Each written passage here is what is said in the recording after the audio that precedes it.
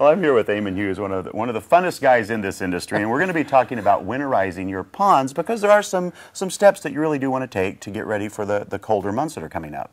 You are. The plants, just to talk about plants first, you have a lot of evergreen plants, and you don't have to worry too much about those. But other plants die down. They are perennials. They'll drop down, rot into the water, and then come back up again. You need to remove all of that decaying leaf matter.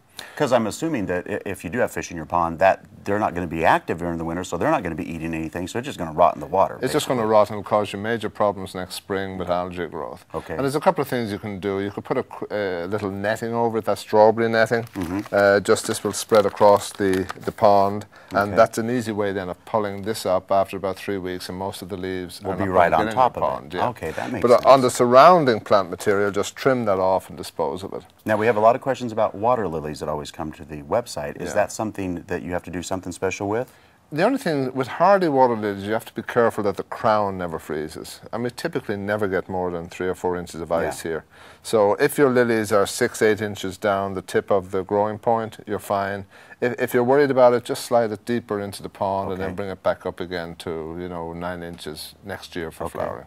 I see a big box of stuff. I'm assuming that has something to do with balancing pH or something. It's a bacteria that you add specifically for winter, and what it does is any leaf or other debris that's in it, fish waste, it breaks that down and makes it inert in the pond, so you're not creating too much methane gas that's going to come up and cause a problem in your pond through the winter. Okay. So it's a good idea to do that. It's specifically for winter. A lot of the bacteria die in the colder weather.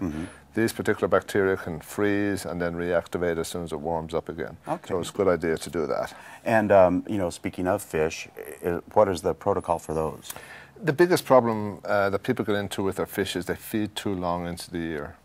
As the water temperature drops, fish metabolism slows right down. They can't digest the food. And Pity mine doesn't in the winter. But me neither. So anyway, so the problem is you've got to slow down their food, particularly protein, because they don't have the enzymes to digest that protein. Okay. So in the fall, you use a spring-fall feed, which is high in wheat germ. It's more carbohydrate than protein.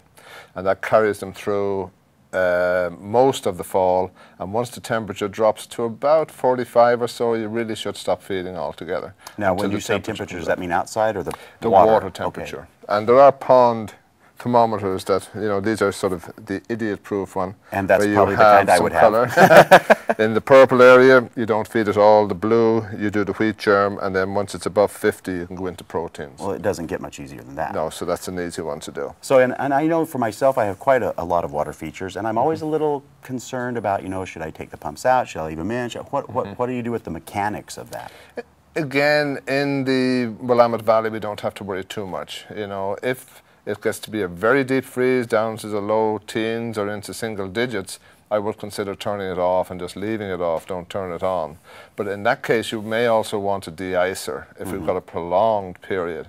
And there's a little unit here which works very well for it. And what this does is it opens up a little spot of ice and the gases can be released. So the pond won't run out of oxygen for the fish. So this actually sets on top, it floats. This floats on the top. It's a new unit, and I really like it because another problem we have with birds in winter is they can't find water. It's all frozen. Everything's frozen. Yeah. And this leaves a little pool in the middle of it here where the birds can stand here, have a little drink, and get water through. So it's a dual function there. Well, there's so many questions that I know a lot of us have about ponds and how to winterize them. If you have any other questions, we would certainly encourage you to come out to Hughes Water Garden, talk to their amazing staff, get all the information you need to get your pond ready for winter. Thanks a lot, Eamon. Thanks, Wayne.